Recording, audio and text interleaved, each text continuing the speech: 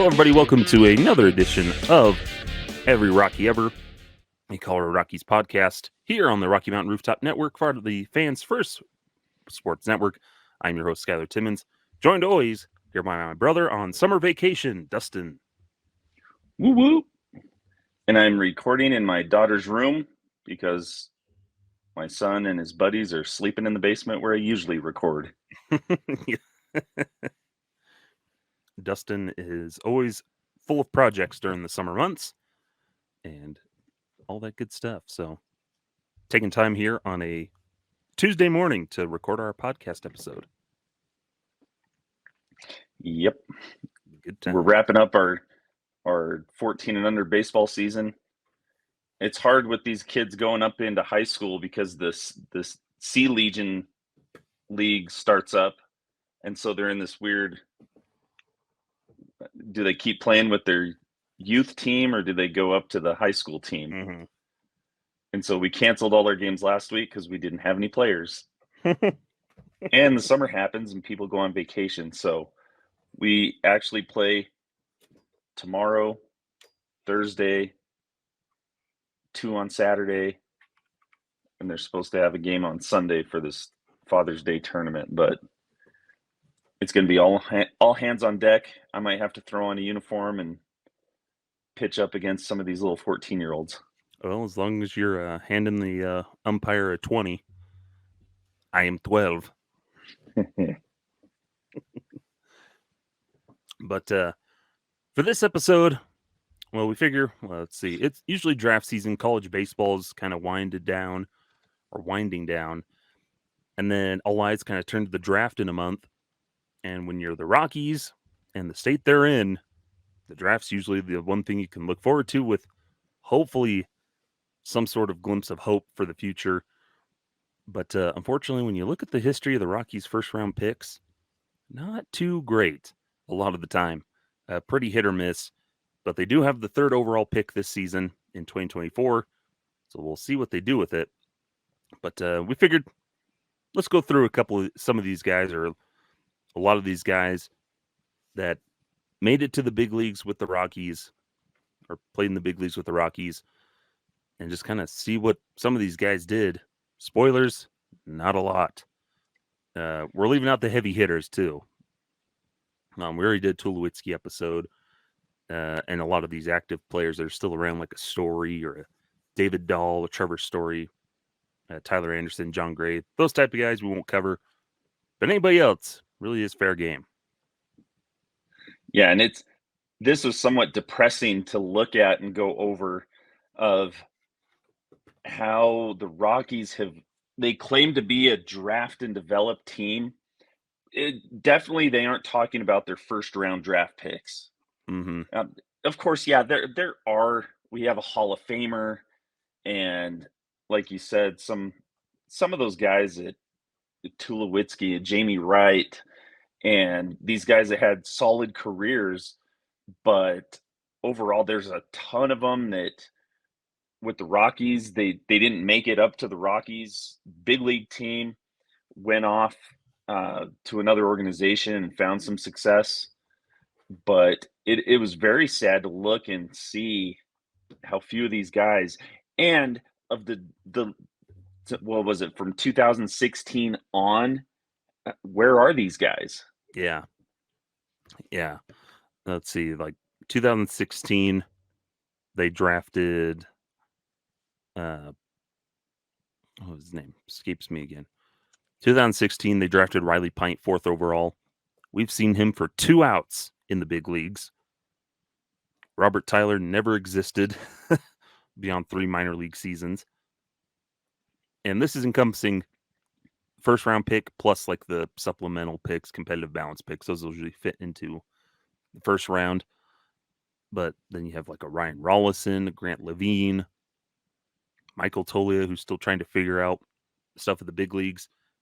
And then beyond that, you have a lot of guys in the minors. Zach Veen, Drew Romo, Benny Montgomery, Gabriel Hughes, Sterling Thompson, Jordan Beck, who we saw briefly this season while we wait for him to recover from a broken hand. Chase Dolander there in 2023. So we're still waiting on anything to come since 2015, Brendan Rodgers draft pick. But yeah, it's for a draft and develop team. They sure don't draft. They sure don't develop very well. Yeah, not.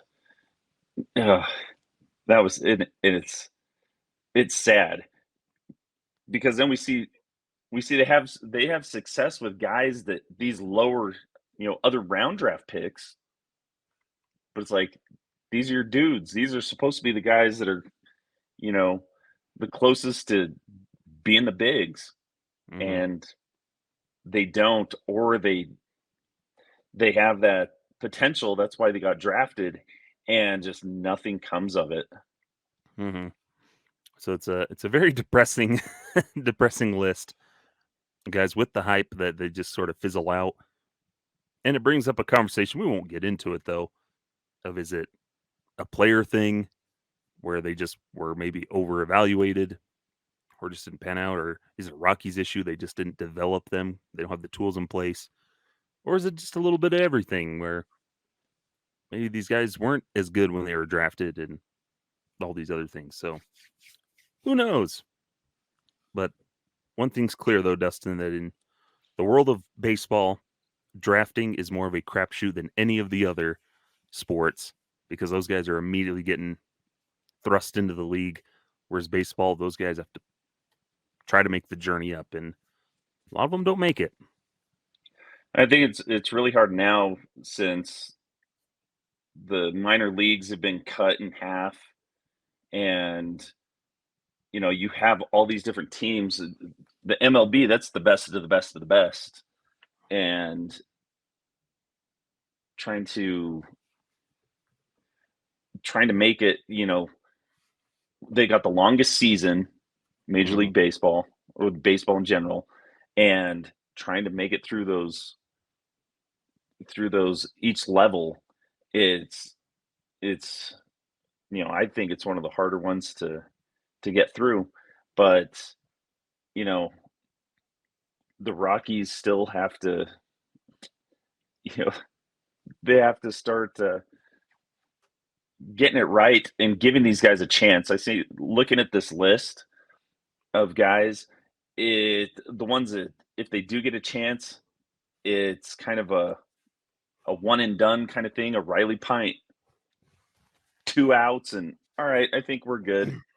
Yeah. And they hang on to these draft picks and hang on to them and hang on to them because they think of this potential Mm-hmm. that they have instead of actually reading the stat lines Mm-hmm. and seeing, like, is this guy. And so when they do, it's like, well, it's a little too late. Or the other frustrating thing is they leave the organization, go somewhere else, and then flourish. Mm-hmm. It's like, where was that when they were with the Rockies? Mm-hmm. And that's when you can point to, oh, it's an organizational problem. They're they're good at the drafting part and identifying talent. Doing anything with that talent, though, a lot of the time, not too not too good at it. But we might as well just hop right into it now. Just going through guys and starting here, Dustin in 1992, their first round pick, one and who grew up in Colorado, played at Cherry Creek High School up in Denver. But starting off with John Burke, drafted 27th overall in 1992 by the newly expanded Colorado Rockies. Oh man, John Burke, number 37.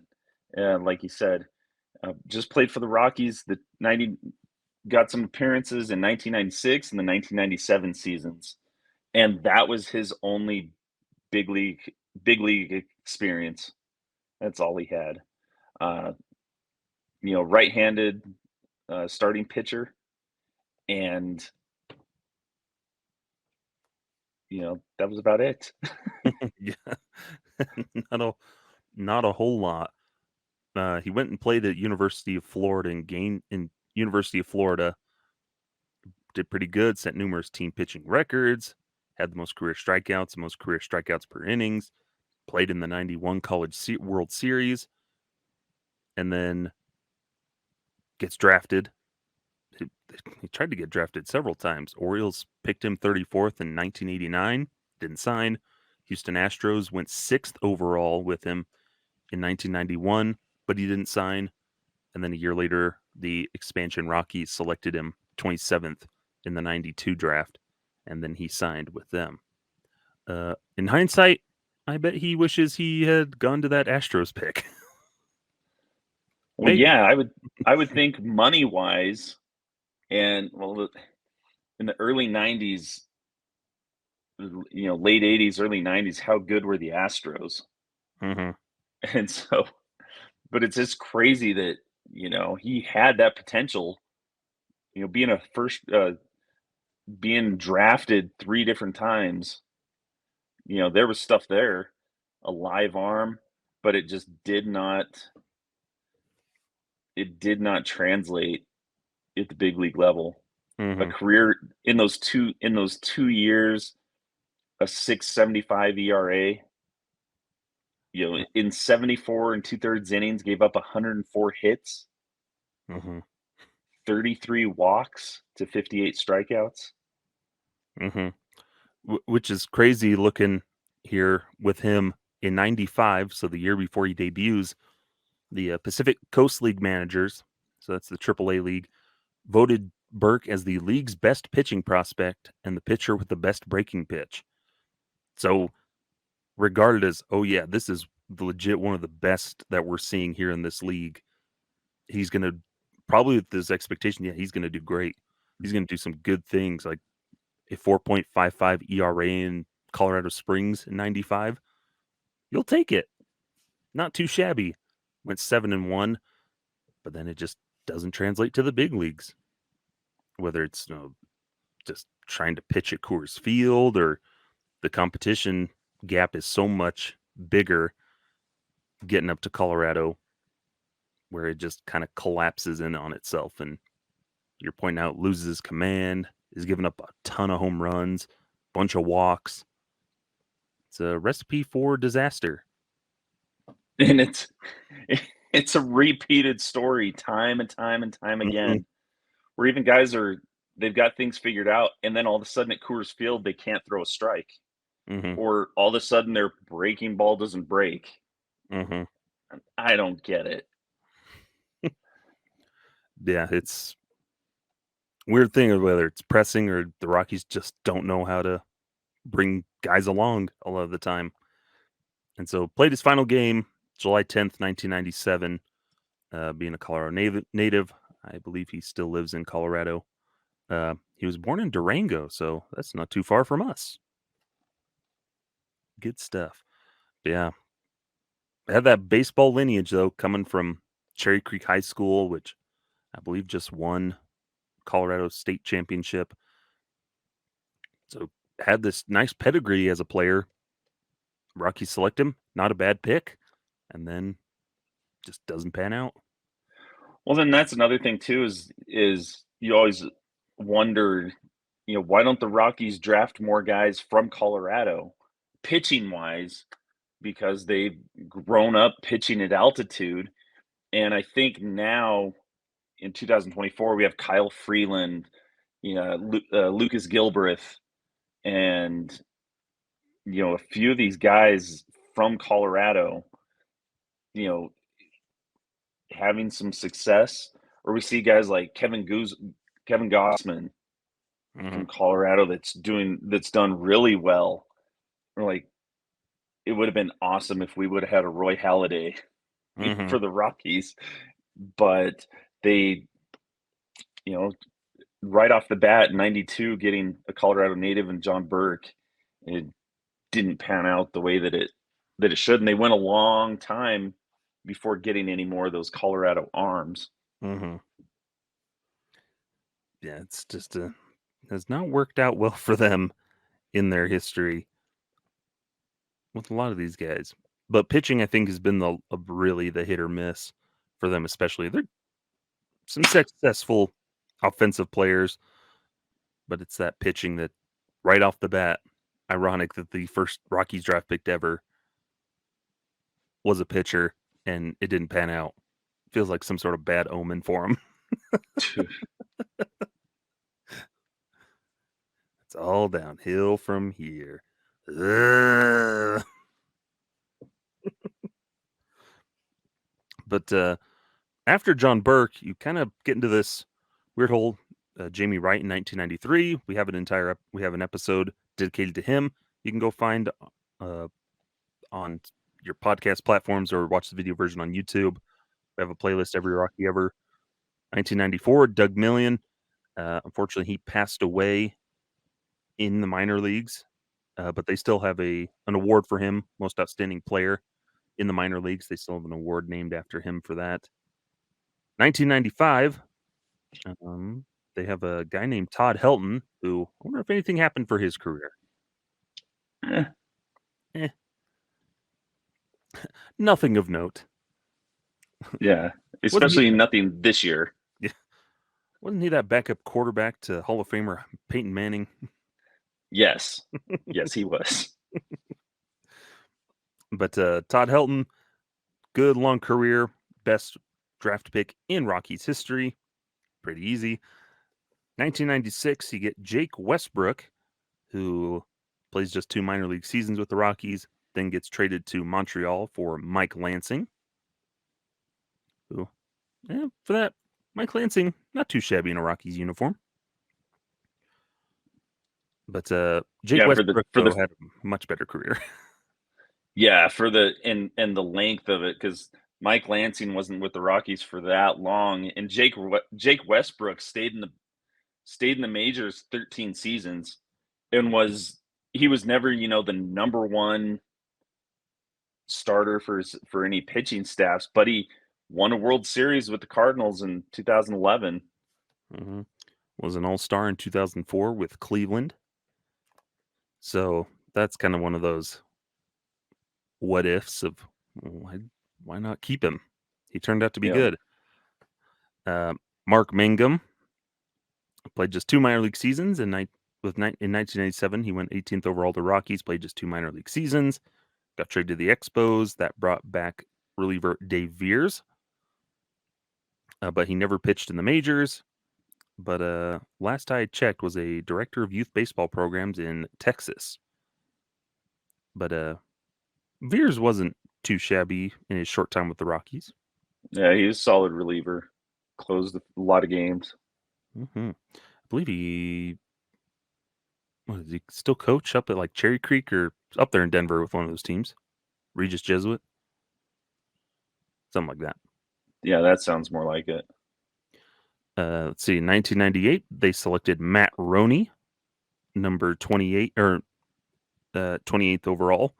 Was a compensation pick due to the loss of the Big Cat, but played through the minors until 2002, and then he was a Rule 5 draft pick by the Pirates, but only had some brief big league stints in 2003 and 2006, neither of which were with the Rockies. But the next guy that actually played for the Rockies was another pick there in 1998. And it looks like it was another supplemental pick because of Andres Galarraga, and they used that to select Choo Freeman. Choo Freeman, the center fielder, pinch hitter, right-handed, out of Pine Bluff, Arkansas, or number 21. Just for that short time, with the big league club from 2004 to 2006, played in 151 games, and he was just played in 88 games in 2006, but there just wasn't anything really there for him. Batted .225 in those games, and he's one that I remember the name. It's such a unique name, Choo Freeman, and reminded me when I looked at him, I thought that was Preston Wilson. But guy that during those years, it's funny because I was gone during that time. I wasn't stateside, so I don't remember him playing, but like I said, I remember the name, and that was it. Another one that was his only big league experience. Hmm. 151 games. Yeah, and you'll notice that that's always like a worrisome trend when the guy's only experience in the big leagues is with the Rockies themselves. And this isn't exclusive to the Rockies. There's tons of guys across the league that are like this for teams. But it's just these guys come up, they're these high draft picks, and then they just really don't do a whole lot, especially when your first round draft pick is listed as center fielder and pinch hitter as a backup. Um, why are you drafting a guy with a supplemental first round pick, 36th overall, and you're basically drafting him to be a backup bench piece? Like that's not what you draft first rounders or top draft picks for. Yeah, and like you said, that's the worrisome part is once they get to the big league club and then they disappear Hmm. or they go to play other elsewhere and nothing happens. And so it's again back to that question before is are they developing correctly or are they just blindly investing in something that shouldn't get the time and effort? Hmm. They look at talent and say, okay, that guy's going to be good. And then they do nothing else after it. Yeah, and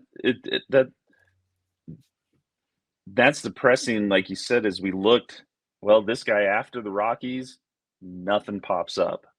Hmm. Well, nothing pops up. Well, and it's just a repeated story, just like the other one from 1998 that they drafted. Hmm. Uh, Real quick, one last thing on Choo Freeman. His professional career ended 2007. Played 121 games with the Dodgers, my AAA affiliate. Had a pretty good year. 9 home runs, 48 RBIs, 270 average, 355 on base, 395 slugging. Solid little stint there in AAA. Just never translated to the big leagues, where he played 151 games in a Rockies uniform, Mhm. 225 average, 3 home runs, 29 RBIs, 20 or 68 strikeouts to 28 walks. Yeesh. Yeah, a lot of light hitting there for Mr. Choo Freeman. But yeah, there in 1998, they also selected Jeff Winchester, 40th overall. He was also another supplemental pick for the loss of Walt Weiss. But played 7 seasons in the farm system, showed some flashes at the plate, but really never enough defensively or anything, and never reached the big leagues. Spent all that time in the minors and then just never sniffed it. But moving along through the years, 1999, we'll do an episode dedicated to him. Uh, he deserves a longer conversation. Of Jason Jennings, 16th overall. I'm sure he did nothing of note in a Rockies uniform. No, pretty solid. Pretty solid. He's only the first and only Rookie of the Year award in Rockies history, which again, ironic that it's a pitcher that has won that Mhm. award. But some notable ones for that. But we'll definitely have an episode about him. But just get the little blurb on him in here. But hey, it's like Todd Helton, then Jamie Wright, and then Jason Jennings. Those are like your top three through the 90s that they drafted, which is pretty interesting there. But along the years, 2000, they selected Matt Harrington, 7th overall, and he did not sign with the Rockies. And I'm sure that panned out very well for him in a long, lustrous big league career. Yeah, no, that's a negative. Oh, looks like he played independent baseball from 2001 to 2007 and then never played affiliated minor league baseball, despite being drafted 4 more times by other teams. Dang, that's crazy too. Is or it's like, well, maybe that's some poetic justice. holding out for money, and then things just didn't pan out. Mhm. So that's too bad because you can't really say, what he had some independent ball time, but I think going into also too is how much your character is put into the draft as well. You Mhm. know, the, you teams don't want to draft somebody with the ego or the stuff that the baggage that comes along, Yeah, right? and doing some of this, looking up some of this research, and I hope whoever put this on Wikipedia was knowledgeable about it. But it looks like a lot of it too was his agent was kind of the one kind of screwing things up, where he was demanding a really high signing bonus that was higher than the previous year's number one pick, Josh Hamilton, and the Rockies offered $4 million and a guaranteed major league call up by the end of 2002. So, yeah, 2 years after getting drafted, he's the well-regarded, pitching prospect, high school player of the year, and then oh, in 2000, but demanding that for a high schooler, what are they doing? But, he turned down the deal, sat out the season, re-entered in 2001, then slipped to the second round by the Padres. They replaced him with they replaced the they replaced his agent with Scott Boras a few months into negotiations, and Boras wanted to twice set him out, rejected it, and he decided not to sign. And then played independent ball during the following season, had some good numbers there. Uh, well, he played, and they're never mind, they're very unimpressive numbers. But then they chose not, still didn't sign, and Padres like, yeah, your skills have diminished. Yeah, we're not gonna try to make any more negotiations. Then he was drafted again by the Devil Rays in the 13th round, and then he failed to agree to a contract. Pretty standard 13th round money, and he's like, yeah, I'm good. Sheesh. Went and played more independent ball. In 2003, he fell to the 24th round, where he was selected by the Cincinnati Reds, who were offering just a little more than a chance to play. And then in 2004, he was drafted by the Yankees in the 36th round. But then he required surgery on his rotator cuff and didn't get an offer contract. And then nobody selected him in 2005.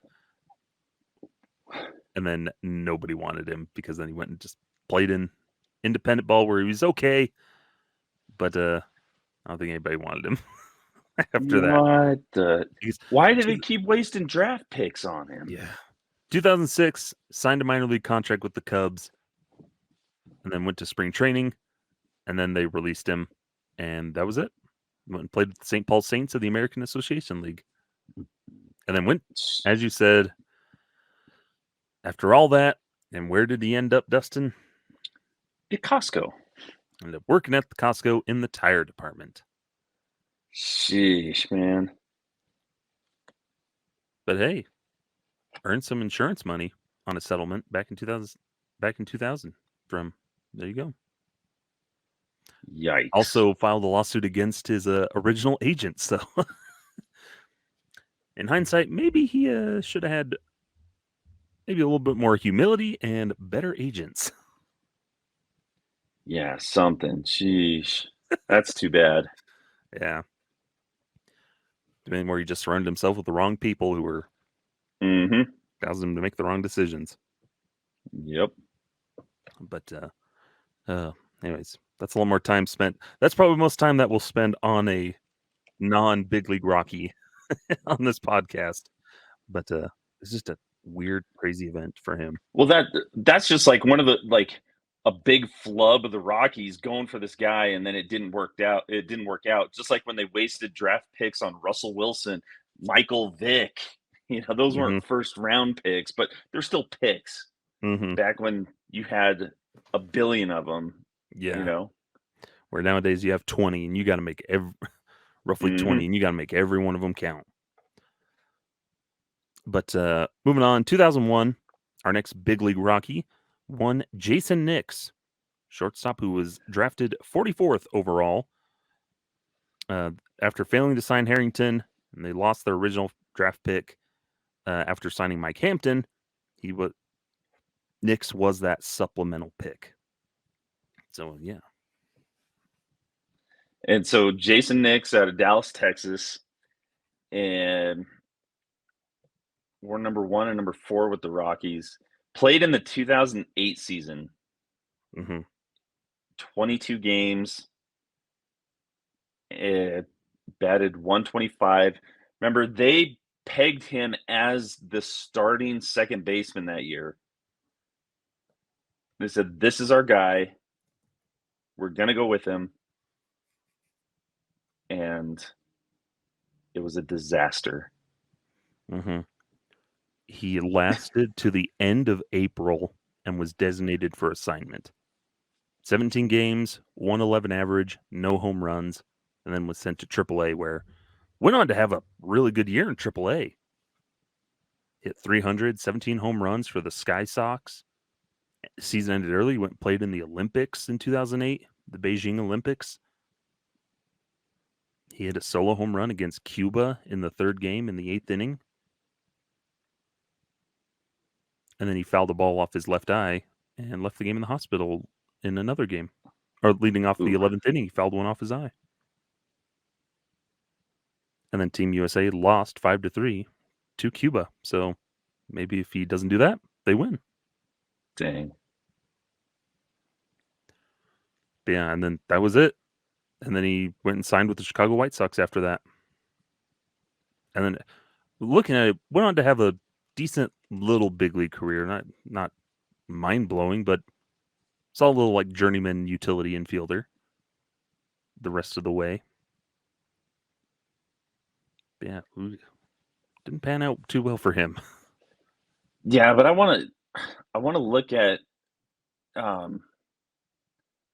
because I remember that spring training, how it was such a big deal that they they put him as the starting second baseman. Mm-hmm. And that was over Clint Barmas, Johnny Herrera, Jeff Baker. They had the one veteran that they had brought in who's had a pretty good spring training, but they decided we're gonna stick with our guy. Yeah, who was it?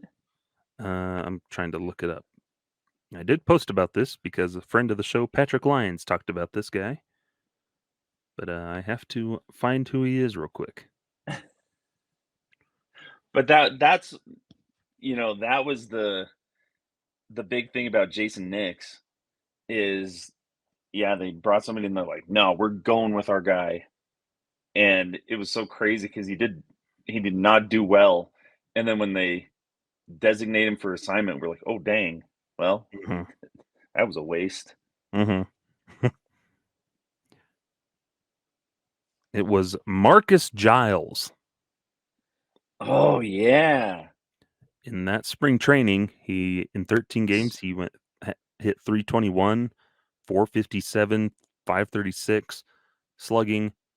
So 6 hits, 4 runs, 3 doubles, 7 strikeouts, 5 walks, 3 stolen bases. And then they're like, we're just going to give it to Jason Nix, who I think also had a good spring training as well. So they felt comfortable doing that, but then it just didn't work out. Yeah, but Giles had the track record. Yeah. It was like, oh, yeah, I remember that. And that's the season after World Series. Mm-hmm. So looking for the replacement to Kaz Matsui. Yeah. Oh no, Kaz must have been injured. Kaz was injured then. No, he was off the team. That's right. Yeah, he went to Houston after that. Yeah. So, man, that was one of them that it was just another thing of like, yeah, first round draft pick made it.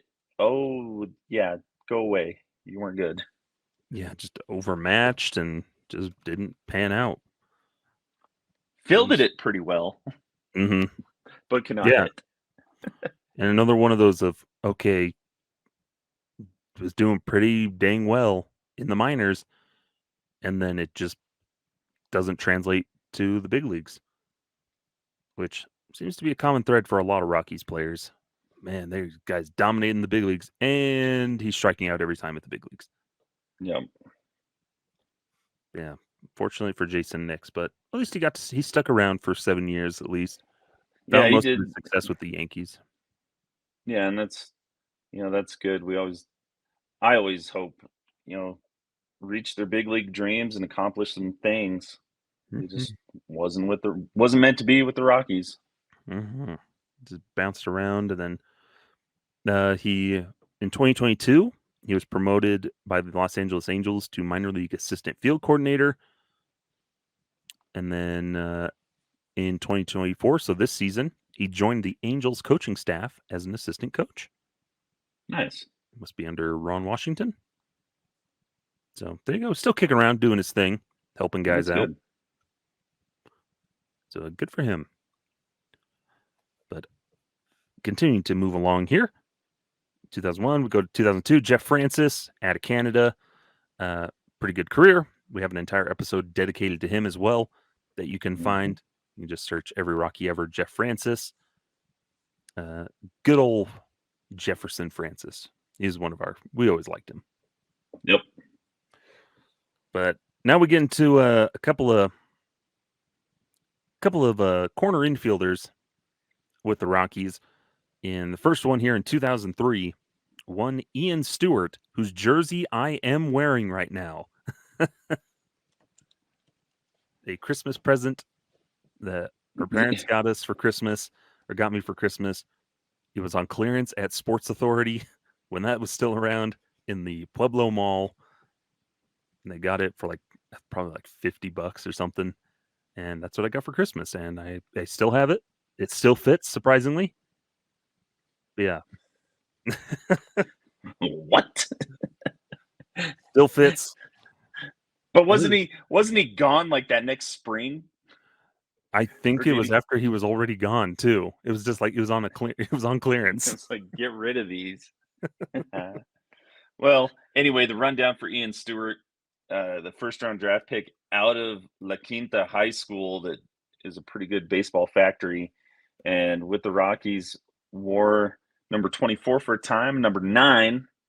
He was that third baseman of the future, batted lefty, and played for the Rockies from 2007 to 2011, for 432 games, and then was traded by the Rockies with another first rounder to uh, to the Chicago Cubs for Tyler Colvin and DJ LeMahieu. Mhm. So the Rockies won that trade. Yes, yes, they did. But Ian Stewart was supposed to be that guy, and Hmm. he had flashes. He had pop in his bat from the left side. You know, not too bad with the glove, Hmm. but again, it just did not pan out. That lefty loopy swing, and he cannot put the ball in play enough. Yeah, like if you just look at that 2008 to 2010 streak for Ian Stewart, 349 games. He also dealt with injuries quite a bit too. Yeah. I think if I recall, like that was a thing too with the Rockies where he'd get, you know, okay, Stewart, here's your chance. 2009, he made the most of that, but 2008, oh, he's dealing with injuries. Kind of ended up in that weird void of like, oh, I'm backing up Garrett Atkins, and they're trying to get him space, but he's just not doing much or isn't staying healthy enough. But from 2008 to 2010, at a slash line 246, 334, 454, so a 788 OPS, a 98 OPS plus. So that 3 year stretch, you'll take that. That's some solid production. 53 home runs, 172 RBIs, 51 doubles, 262 hits, a lot of strikeouts, 342 to 131 walks. But still, you look at that selection, you're like, that's pretty solid production. You can take that. You can stomach that, especially when he's popping off and hitting dingers like 25 that he hit in 2009, which arguably the best Rockies team in history.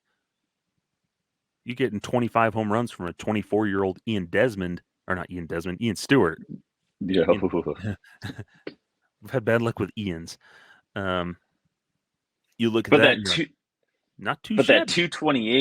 228 Yeah. batting average that year, and for me, I think I'm stuck in that old school Rockies mentality of it was it was normal to have a handful of guys batting 300 on the year. Yeah. And as of late, it's a miracle if we got a guy hitting 280, 270. Mm-hmm. And it's so weird is their team batting average is up all the time. Where how? Mm-hmm. The Rockies cannot, and I think that's why they had to cut ties with it because we cannot have a third baseman hitting 220. Mm-hmm. You can't have it. And that was one of those things that he there was that potential. And for me, when they made the trade, I said, yes, that's what we needed. We can't just keep hoping this guy's going to turn the corner. He's going to turn the corner because it didn't happen in 5 years. Mm-hmm. And I think that's one of those things. And even after that, he played for the Cubs and still couldn't hit. Mm-hmm. It was the same old story. And then he finished his career with the Angels, and Mm-hmm. it was another thing. He just couldn't hit that loop and hole in his swing prevented any more progression. Yeah, because after 2010, they go on to sign Ty Wigington, the Wiggler. The Wiggler. Wiggler. And Ty Wigington had a decent year that year. He was hitting No. 242, but No, thank you. yeah, he had 15 home runs. That was third most on the team.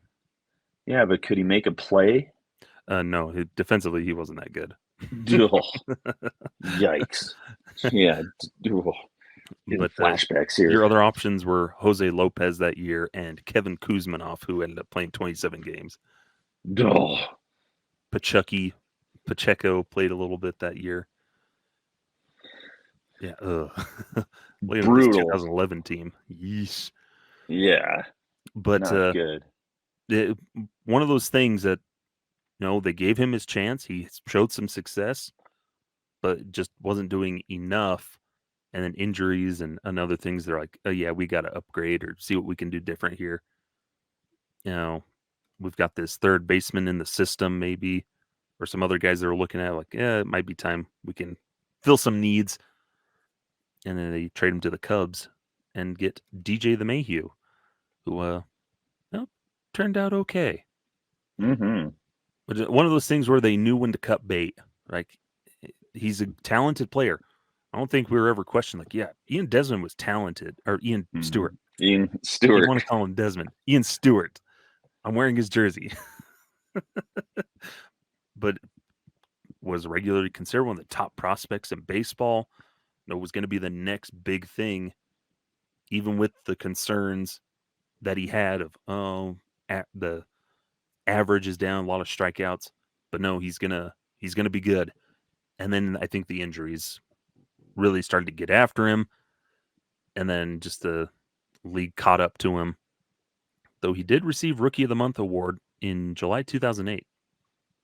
So when he hit 432 with a home run, 5 doubles, and 15 ribbies in 12 games. So I was like, he was either really, really flaming hot, or yeah, he was just ice cold. That sounds like a lot of things that happened to the Rockies.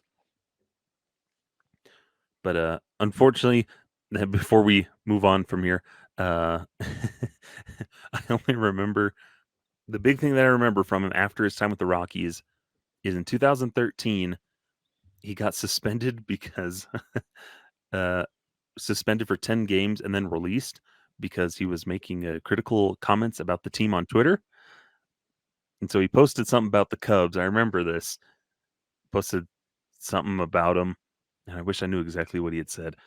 But he posted something about him, and like, yeah, no. And so they suspend him, and then they cut him. And then he goes on to the Dodgers and bounces around to the Angels, and then ended his career in 2014 with the Nationals on a minor league deal. But yeah, after struggles with the Rockies, 12 goes on the injured list after wrist surgery, and then re-signed in 2012, but then went and played 40 games in AAA with the Cubs, and then said some stuff, and he gets cut. I loved that story. It's so funny. But what was nice before we move on from, he was there last season. He came for one of the, I think the Blake Street Bombers or one of those weekends to celebrate the Blake Street Bombers or celebrate Todd Helton or something. He was there, and I think he hopped into the booth, and so it was good to see him. I think I think a lot of fans were like, oh yeah, Ian Stewart. We liked that guy. Yeah. So it was good. He seems to be on better relationships with the Rockies and stuff, so no hard feelings there, which is nice. Good stuff. I'm sure he doesn't have an X account anymore, though. But in 2004, another guy that ended up playing a lot of third base, Chris Nelson, who was drafted 9th overall, which when you and I are looking at this list, we're like, Chris Nelson, 9th overall? What the heck? Yeah, for sure. But the Rockies have had success drafting high school infielders. Hmm. Like, he'd do pretty good, but Chris Nelson, we're number 10, and it says on Baseball Reference a number 4, but I remember it was number 10. Third base, shortstop, second base from Escondido, California. Played for the Rockies 2010 to 2013. With the Rockies, played in 212 games, batted 279, and I just remember Chris Nelson as one of those like energy guys Mm-hmm. too. Um, that he was drafted with the Rockies, ended up getting sent to the New York Yankees, then bounced around, free agency, going back and forth, to all kinds of different things. Played for San Diego, played for the Angels, played for the Yankees, but never got the same time Mm-hmm. as he did with the Rockies. Mm-hmm. Yeah, and I always liked Chris Nelson. Like, I think that was what they always described, like just a good teammate guy. Always brought that energy, the fun of playing baseball, and did okay in a Rockies uniform. 212 games, a 279 average, had a 738 OPS. Well, not really a home run guy. 13 home runs. That accounted for the majority of his career in his 5 big league seasons. 73 RBIs, 33 doubles.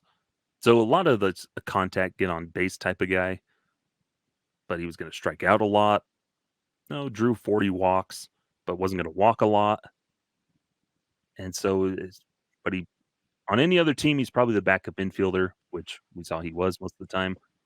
But with the Rockies, he was kind of that middle infielder. And I think injuries, pushed that, where Tulowitzki was always getting hurt during this era, especially that he played.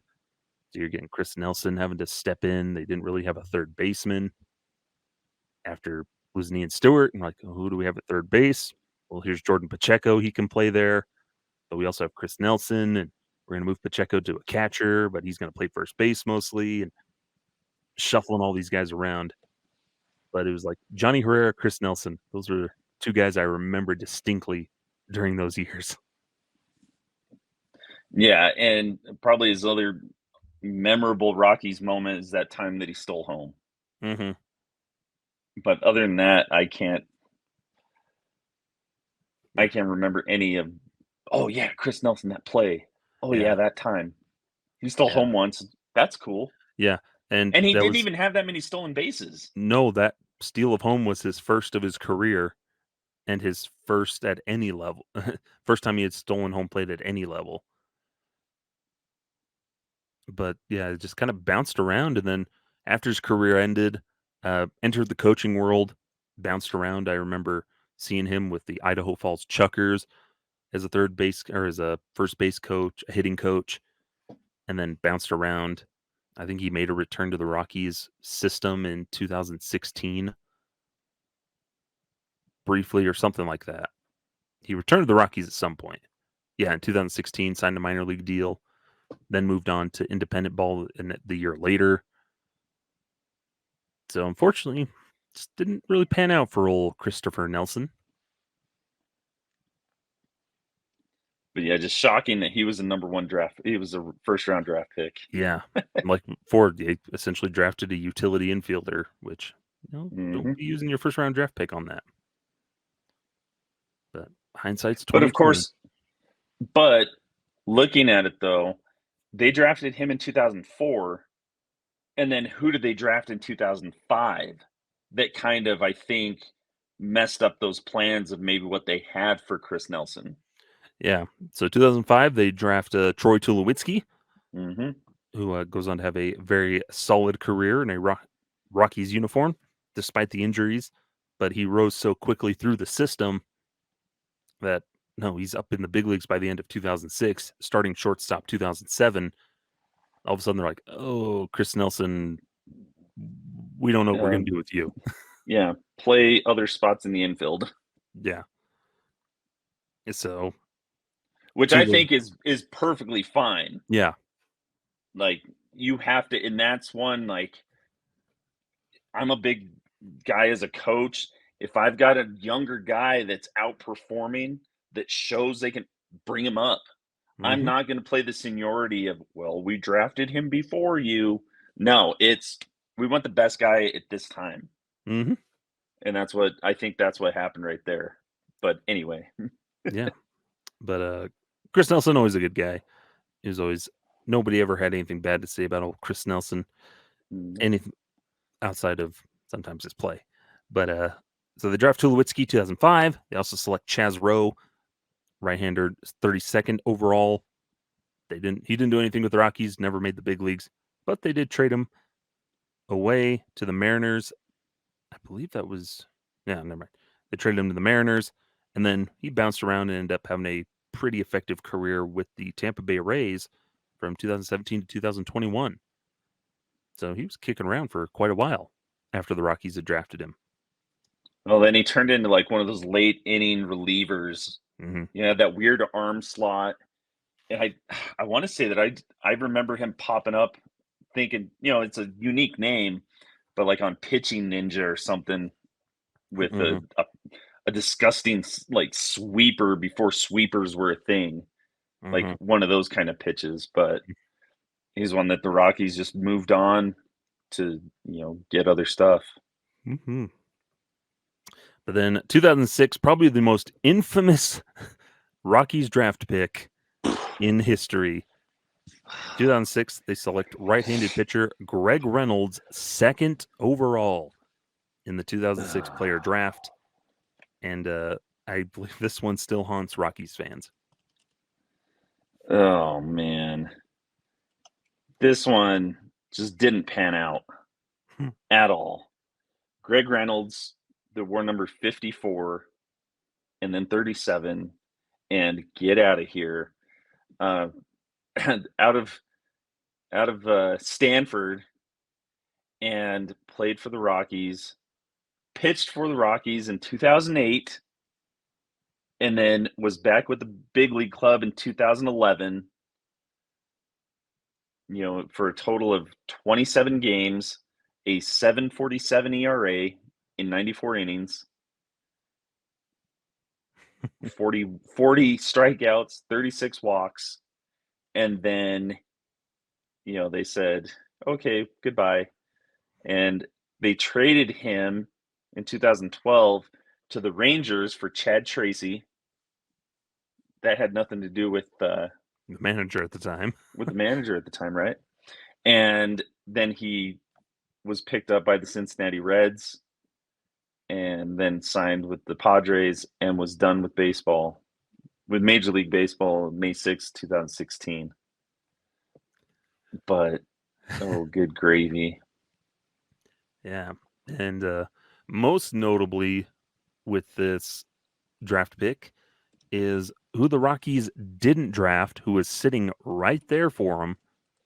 And didn't people believe or it's like assume, oh, they're going to take Evan Longoria with the second overall pick, and then they go with Greg Reynolds. Like, well, we need pitching. Oh, man. And I don't know if it's like they're trying to save money in their bonus pool type of thing, so they're maybe trying to save some capital by selecting Greg Reynolds. But you're you look at that hindsight of who else was in that draft: Max Scherzer, Tim Lincecum, Clayton Kershaw. Oh, dude, even a guy like looking Ian Kennedy had a solid career. Mm-hmm. Brad Lincoln wasn't a bad pitcher for a few years. Brandon Morrow wasn't a bad. Andrew Miller, like any of those. Number one was Luke Hochevar from Colorado, that one of world's the pitch for the Royals forever. Mm-hmm. But it was like, holy cow! There's some of these names like we could have had that. Mm-hmm. You know, there's tons of guys that were solid major leaguers here. Mm-hmm. Trevor Cahill, man. Zach Britton. There's a lot of stuff that I see and it scratches my head. Mm-hmm. I just scratch my head looking at what could have been. Jeff Samardzija in Mm-hmm. that draft. Holy cow. And what do? We get Greg Reynolds that just was not able to make the adjustment to pro ball. Yeah. It just didn't work out. In 2011, he was eventually called back up to replace Felipe Paulino. Mm-hmm. But did not do well. But then again, I think looking at it, they didn't have. I guess looking at Evan Longoria, they thought, well, we got Chris Nelson, that's an infielder, Troy Tulowitzki, Ian Stewart. Yeah. We've got Garrett Atkins locked up at third base. And what are we going to do with another third baseman? Because Evan Longoria wasn't a shortstop, second base, like all over infielder. Mm-hmm. He was a third baseman. Mm-hmm. But man, They fumbled the bag on that one. yep. Yeah. Rough career. He did appear on an episode of Mythbusters, though. Oh, So good there for you him. go. And I'm going to say now he's a firefighter or doing something. Yeah. But yeah. Just don't look up what Evan Longoria did in his career. Yep. But we'll have to keep moving along here. This may be a little bit longer episode, but we're winding down here of guys we actually have. But hey, when we take so long to record these, it's okay to be a little longer. But 2007, they drafted Casey Weathers 8th overall, but he ended up not doing a whole lot. I think injuries and a lot of other things hindered him, but he was in that Ian Stewart deal to get DJ LeMahieu and Tyler Colvin. But he was last seen playing indie ball in 2017. But yeah, just had a lot of elbow injuries and stuff, which kind of unfortunately didn't pan out for him. But yeah, it's rough. All those things were like things variables you can't really plan for. Well, it's because he was exciting in Vanderbilt. I want to say he was like a closer some, and he was like, "Man, this is a power arm. This is going to be good," but it just didn't work out, and the injuries ended up just finishing it up for him. Mm-hmm. And there was let's mention, there was some video, I think, with in conjunction with the Driveline Baseball. They posted a video about 3.5 minutes, and it's Casey Weather. Casey Weather is just talking about career and preparation and working and getting drafted and stuff. And so it's a cool little video titled "How Good Am I" by Casey Weathers. It's, interesting stuff.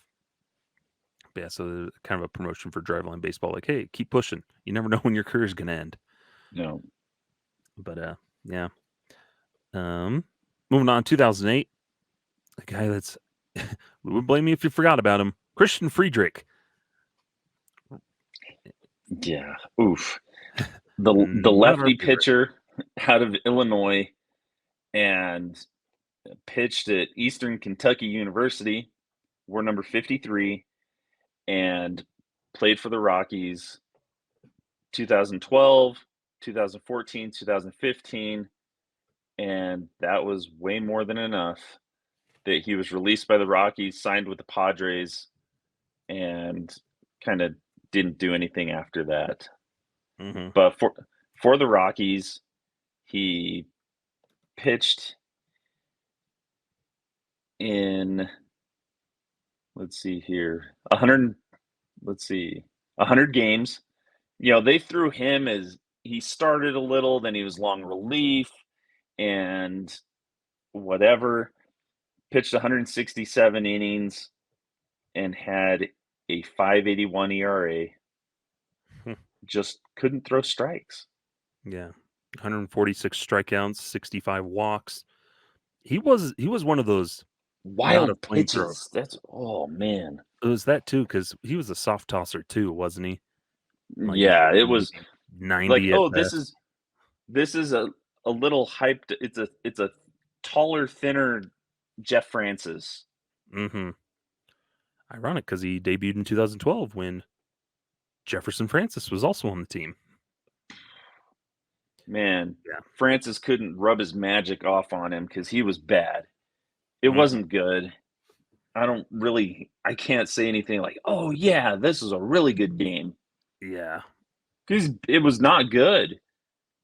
No, when you get in those higher ERAs, a lot of walks, giving up home runs. He gave up 14 home runs in 2012 in his 16 starts. And it was just part of that disaster of a year in 2012 where they go to the 4-man pitching rotation. And, he's not, a lot of these That was guys the just aren't doing worst. anything. And, ugh. It And was bad. his most notable thing is not very good. In 2014, the infamous pitch against the Milwaukee Brewers, bases were loaded. With 2 outs in the third inning, he intentionally walks Gene Segura to load the bases for opposing pitcher Willie Peralta. And then Friedrich sent his 1-2 offering to Peralta to the backstop. And Mike McHenry, poor guy, tracked the ball along the first baseline. Aramis Ramirez scores from third on a wild pitch. But then McHenry tries to throw it home. And it gets past Friedrich. And then Mark Reynolds comes in to score from second.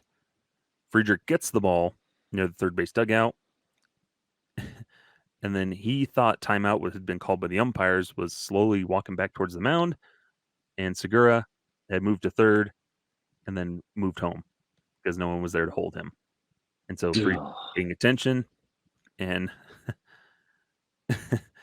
McHenry had bent over due to back pain near home plate, and Segura raced down the line. Friedrich noticed him, tried to, instead of throwing it to McHenry, sprinted home, and Segura was there safe. So that's the most infamous thing, a bases clearing wild pitch to the pitcher, and the Rockies lost 9-4 in that game. Terrible. At Coors Field, too. Get out of here. Next. Next. It was one of those bizarre plays, Troy Tulowitzki said. It was an unfortunate play, and it ended up hurting us. And that's Yeah. why I demanded to leave. That's why I will want to leave in a couple of years. Yeah, Christian Friedrich, whole lot of nothing. But I was always annoyed when he did look better with the Padres after he left the Rockies. Still a 4.8 ERA, but he seemed to do better when he was with the Padres, and it just annoyed me. But 2009 went on. This guy is still active. I believe he's injured now, though, at the moment. But Tyler Matzik was taken 11th overall. They also took Tim Wheeler, 32nd overall, and then Rex Brothers was taken 34th overall. So a couple of left-handers that ended up pitching for the Rockies. Yeah, and I didn't pull up Tyler Matzek's stuff because he's still active, so there's still a chance. A slight chance. But his big thing is with the Rockies is, he got the yips, and he was up with the Rockies and made some good, had some good outings here and there, but then couldn't throw a strike, was out of baseball, took the time and then made it back, won a World Series with the Braves, and that was awesome because he came out just huge. Mm-hmm. And so that was one of those things with Tyler Matzek that when that kind of stuff comes up, because that, the mental part of the game, and I think all Mm-hmm. Rockies fans were rooting for him. And I know I was with the Braves when he found it and he locked it in, and he was tough. He was like their bullpen MVP Mm-hmm. to win that World Series. So, uh, yeah, but with the Rockies, it just was another thing of, well, maybe change of scenery is going to help you in life, Mm-hmm. and I think it did. Yeah, good for him. And, like, he just kept battling around in the minors and with teams, and then finally it stuck with the Atlanta Braves when they signed him in 2019, and they purchased his contract and you know started doing some good, and then turned out pretty well where he is now. But yeah, I think he's on the injured list this season. Struggled, and then he went on the injured list with elbow inflammation. So he's pretty much kind of out for the season. Was just recently transferred to the 60-day IL, so his season's probably done. Can't that worrisome elbows, but Tim Wheeler didn't really do much. Bounced around in the minors a little bit. Did have a 33 home run campaign in Double A in 2011, but then Well, I never. think he's part of just the constant log jam the Rockies have in the outfield all the Mm-hmm. time, and he just never got a fair shake of like, hey, here's your spot, do what you can. And I think But a lot of that maybe because the rise of Charlie Blackmon mm-hmm. Yeah. and kind of solidified parts of the outfield, and they said, well, we just can't really use this guy. Mm-hmm. But this next guy, we always liked him, and we have the dumbest thing about him that we would say, but old Rex Brothers, or as we like to call him, Rex Brothers. I don't know Yes, why. the brothers of the brothers of the brothers of the Rex. But Yeah. he was number 49 with the Rockies. That weird arm angle from the left side, out of Tennessee. Um, Rex Brothers pitched for the Rockies 2011 to 2015, and then went on to the Braves.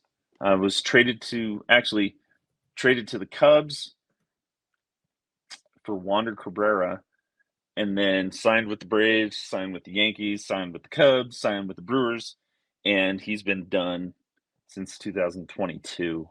But for the Rockies, 5 years, went 16 and 11, pitched in 286 games, had 20 saves, and 19 of those came in 2013, Mm-hmm. and had a career ERA with the Rockies of a 3.42. Mm-hmm. And there were streaks of Rex Brothers where he was unhittable. Mm-hmm. Yeah, I want to say he had like immaculate inning or whatever, wasn't it? He had Yes, the 9 pitches. he had an immaculate inning in in 2014 at A&T at AT&T Park against the Giants. He was the 71st pitcher in Major League history to throw an immaculate inning. It was also the first immaculate inning in Rockies history and the first at AT&T Park. Mm-hmm. Yeah, I those first 3 seasons with Rex Brothers, 2011, 2013, had sub 4 ERA, had a sub 2 ERA in 2013, a 288 in 2011. He was just country hardball coming out of the bullpen. Could gas it up and throw you some balls. But the problem for him, I think, the big one was just had no command. Like Yeah, it was walks. when he was on, man, he was unhittable. Mm-hmm. But the problem is we see that a lot with Rockies relievers now. Just the walks kept killing him. When he had let's see, he never had a walk rate under 10 as a Rocky. And so that's not good. When Major League average is 8.2, he had a 13.5 over his career. Jeez. In 9 years. So yeah, walks were killing him. But he could get the strikeouts. Mm-hmm. He had 13.1, 11, 10.2 strikeouts per 9 innings, but he could not. It was the thing. It would be walk, and then a flub base hit. Mm-hmm. I mean, but that 2013 season, a 174 ERA, poof. Mm-hmm. Yeah. But even then it was 76 strikeouts to 36 walks. Eesh. Yeah, because they kind of installed him as the closer because you had other guys. Yeah, Rafael Betancourt was the starter to begin the year, and then I think he got injured or something. And they're like, well, we need somebody. Let's go with Rex Brothers, this big, hard country fastball left-hander out of the bullpen. Had that showings, and then they're like, okay, we're going to keep sending you out there. You're going to be one of our key late-inning relievers. And it just didn't continue on for him. Yeah, but looking at that, in 67 innings, that 2013 season, his best season ever, he only gave up 13 earned runs, on 5 home runs. So when he was giving up runs, when he was giving up home run, it was just a single shot, Mm-hmm. For the most part. But he was one that, we used him, and then, that 2014 season, it just kind of all fell apart. Yeah. And although we didn't like it at the time, but it was like, well, yeah, we got to send him off for somebody. Mm-hmm. And we got somebody that didn't amount to anything. Yeah. But he eventually announces a retirement last year. He had 2021, 2022, he was with the Brewers in the minors, and then he announced his retirement February 9th, 2023. But it's just another one of those, like, the potential he had, and we saw glimpses of it, but it just wasn't sustainable. No, but especially he was with the Rockies in a really weird time pitching wise. Yeah. Especially that stuff with the piggybackers and just everything about those years of the bullpen, and oof. Yeah. But he was a bright spot, especially that 2013 season. Mm-hmm. Yeah. And we always liked Rex Brothers. Well, didn't he have a brothers that got drafted? I think we went crazy with that too. Yeah. Brothers has one brother and a sister. So, but his brother was drafted by the Rockies in the 30th round in 2014. Played 2 seasons in the minor leagues. So Rex Brothers and his brother, Hunter Brothers. Stupid. Brothers. Yes. The brothers. People have stopped listening by now. But that was Rex Brothers. We'll try to hustle along. Just We only have really like couple, like two just a more. couple, and then we'll finish up with the 2012ers. And Yeah. even then, it's just one guy that we've really got to talk about. But next, Kyle Parker, outfielder, drafted 26th overall. Yeah, he's pretty much one of those guys that just didn't pan out. And it almost he was a quarterback for Clemson University, and sometimes it was like, well, maybe should have stuck with that because he just again, it was the thing he never got. Just like Kyle Parker, this is your position, go for it. And they'd bring him up and send him down, bring him up, send him down. He'd come sit the bench for a while, go back down, and total he just played 64 games in 2014 2015 seasons, and it was never batted 182, had 3 homers. It was just one of those things. He just never got a chance to, hey, this is your spot, now do it. Mm-hmm. And again, it was always just he was just one of those guys that fell into the log jams, and he could never just separate himself enough to earn that solo spot. Mm-hmm. Because you had Cargo, there was Drew Stubbs, there's Charlie Blackmon, some other guys I'm thinking of. Brandon Barnes was around, so it's nothing to do. But he was doing everything they'd hoped for when he was drafted. He had 20 home runs in each of his first 3 minor league seasons, but it just didn't translate. And then he went to the Cincinnati Reds and then just didn't play anymore after that, after 2016. Just a whole lot. A lot of these guys just didn't pan out, which is, I'm sure, very frustrating for all parties involved. Yeah, the big promising draft pick, and then they get him, and then it just doesn't pan out. Yeah, there's like nothing notable to his career. It's like a brief flash in the pan, and then after his playing career, he returned to Clemson, finished his degree, and joined the football team as an assistant coach. And so there you go. Nice. And maybe he's still doing that. Who knows? I'm sure there's a way to find out, but yeah, it just didn't pan out for him. Not one of those like, well, we got no room for you.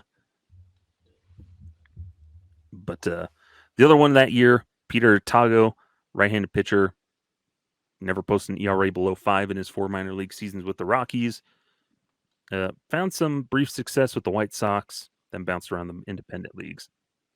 Last 2022, he was with the Giants AAA affiliate.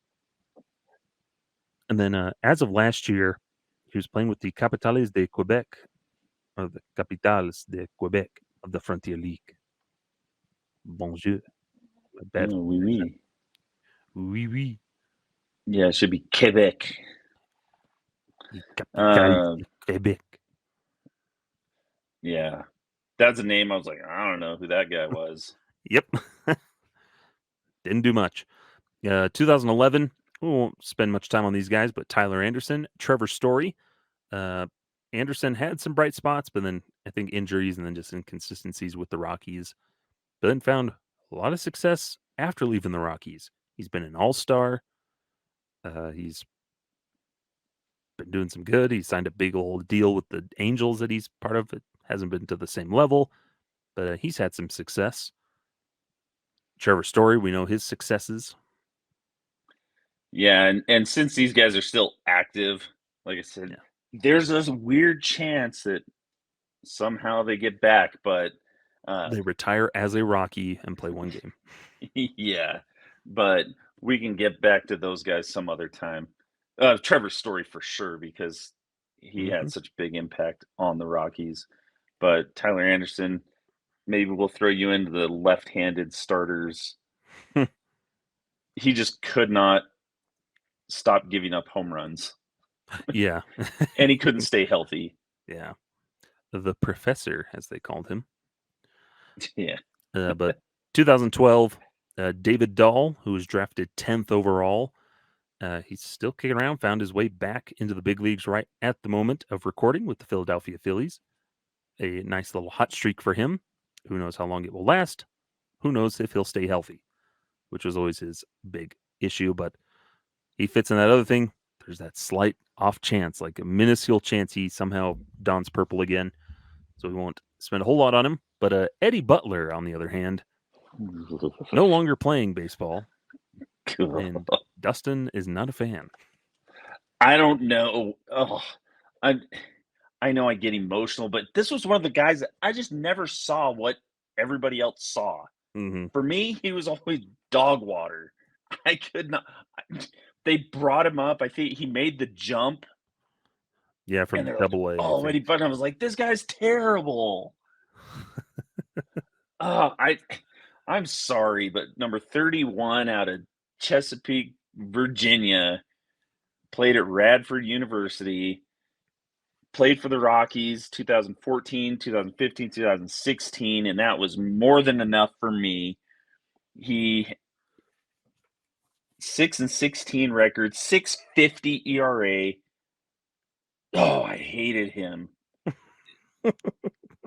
As a player, he's probably a fantastic individual, a great guy, I think the jury's red out on that beard part or too. spaghetti. But pitching for the Rockies, I'd rather stare at the wall in silence than watch Eddie Butler pitch for the Rockies. Mm-hmm. Oh, I'm sorry, but he was not good.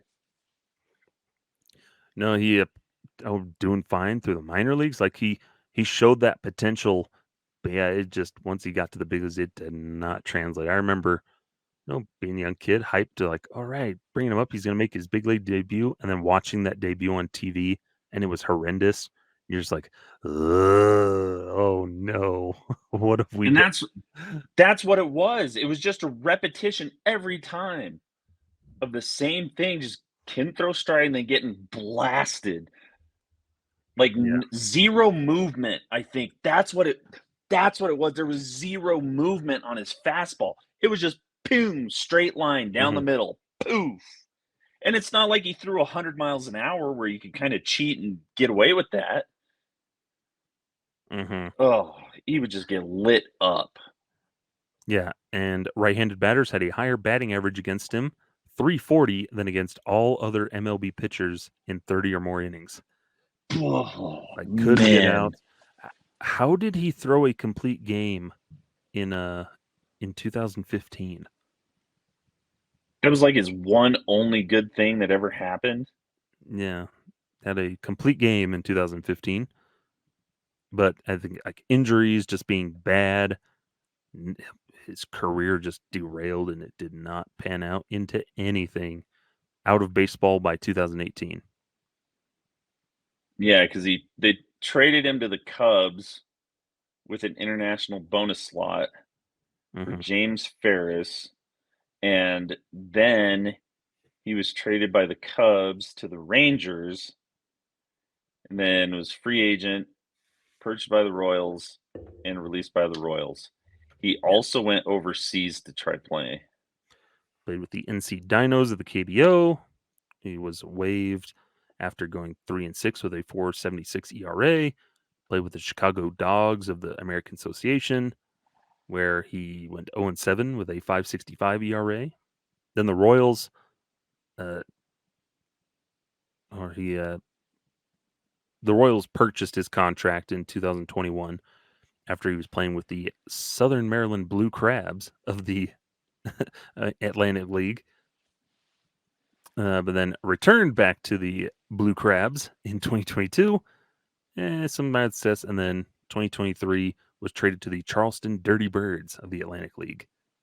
And then was released July 25th that season. After, in 3 starts, he had a 9.82 ERA in 11 innings. Yeesh.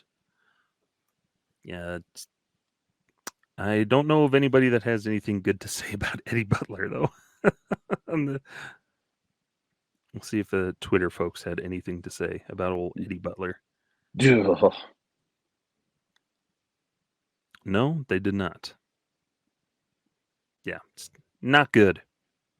Did not pan out. And he was one of those guys who's in that market of like, okay, we're gonna get John Gray, Eddie Butler. Like these are the guys that are in the system that we're gonna are gonna lead the rotation into the future. Dan Winkler, all these guys, they're gonna lead the way.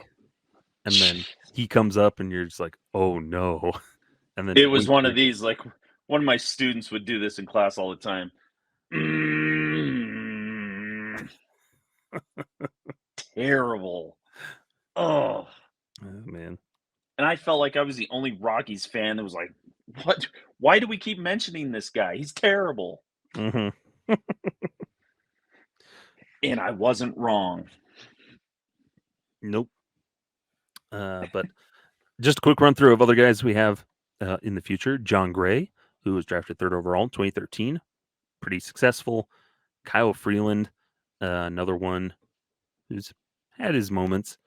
Forrest Wall, who took forever, but he finally debuted with the Atlanta Braves, I believe this season or Mhm. the end of last season. Brendan Rodgers, 2015, 3rd overall. Mike Nicorak, who is 27th, he ended up retiring in 2021 from the minors after struggling. Tyler Nevin is bounced around, most recently with the Oakland A's. And then 2016, Riley Pint, who has only shown up for 2 outs and then has just been trying to work his way back, and Rocky still won't give him a chance. Robert Tyler, who I've never heard of, he also retired. Didn't have a 2017 first round pick because of Ian Desmond. 2018. Mm. I need to get that soundboard. 2018, Ryan Rollison, who was just, we're still waiting on him. Injuries have just derailed his career. Grant Levine, nothing fancy, but he's doing okay down in AAA.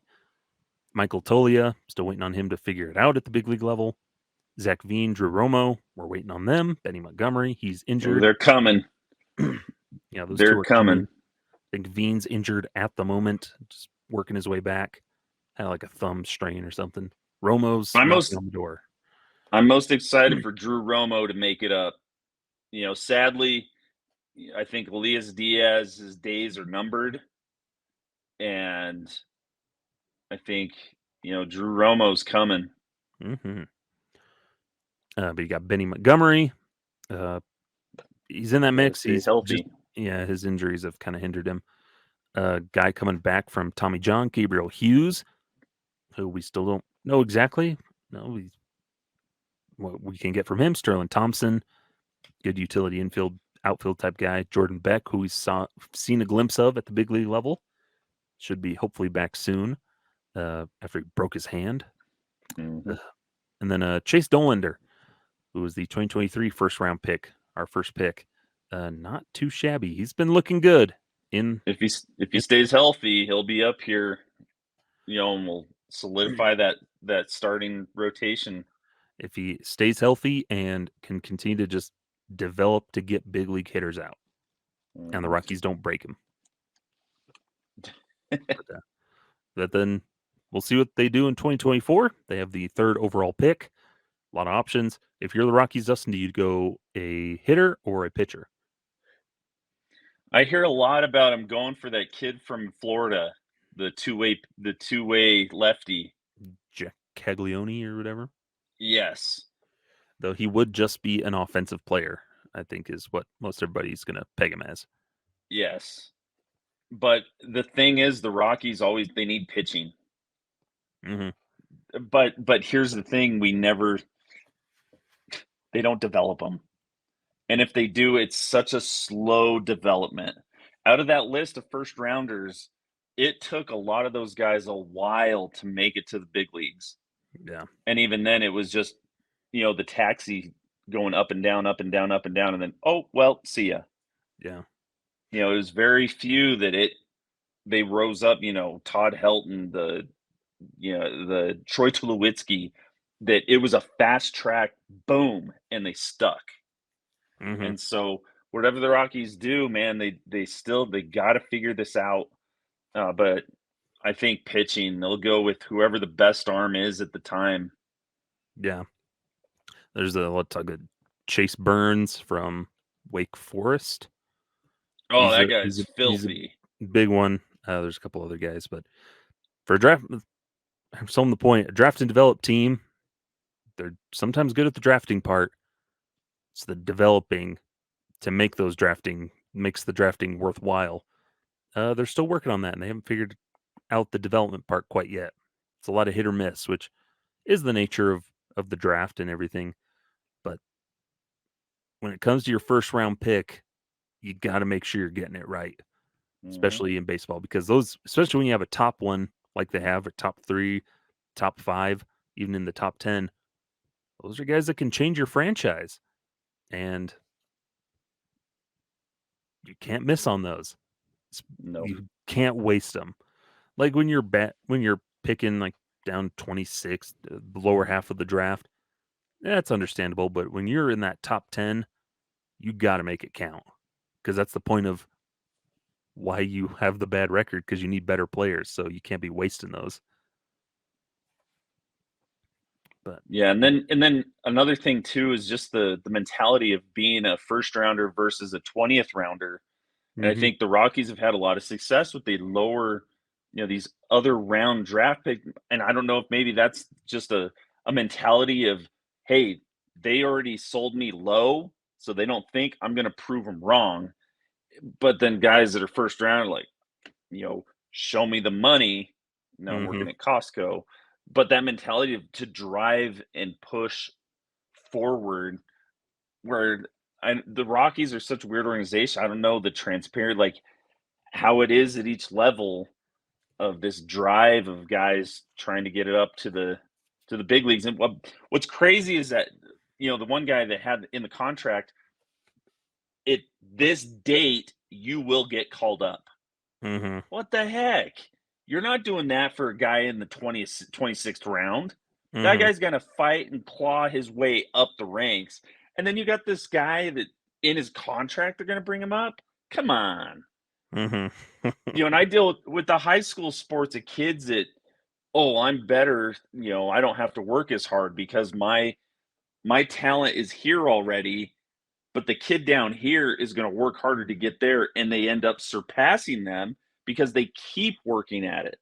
And this guy stays down low because it's like, well, I'm already here. Jacob deGrom, notably a very late draft pick,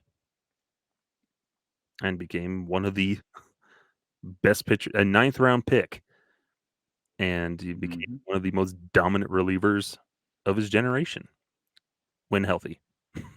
Yeah, one of the most dominant starting pitchers, man. But I don't know. Hopefully the Rockies will figure it out. Yeah, we'll see. And that draft will come in about a month in July, so it'll be interesting to see what happens. All eyes will be on that. But that'll do it here for this long episode of Every Rockie Ever, where we talked about a lot of almost every Rockie Evers as well. But hey, that's the nature of the draft. But you can find us always over on YouTube and your favorite podcasting platforms, Rocky Mountain Rooftop. You can look up Every Rockie Ever. Also, be sure to check out the Affected by Altitude podcast every Monday with myself and Evan Lang and my soundboard. Good times. That happens. That's baseball. That's the best one. That's baseball. But you can find me on Twitter at silent_crowd, writing Wednesday Rock Piles for purplerow.com and writing stuff for fansfirstsports.com. Find Dustin over there on Twitter as well, Mr. T Spanish. Doesn't do much on there, but you can follow him if you want. Yeah. I haven't done anything. My biggest thing is Instagram and TikTok, but I've just been just on vacation from all that. But we'll keep on watching the Rockies, keep rooting, and checking out Every Rockie Ever. Until next time, I'm Skyler. That's Dustin. Farewell. Farewell. Farewell.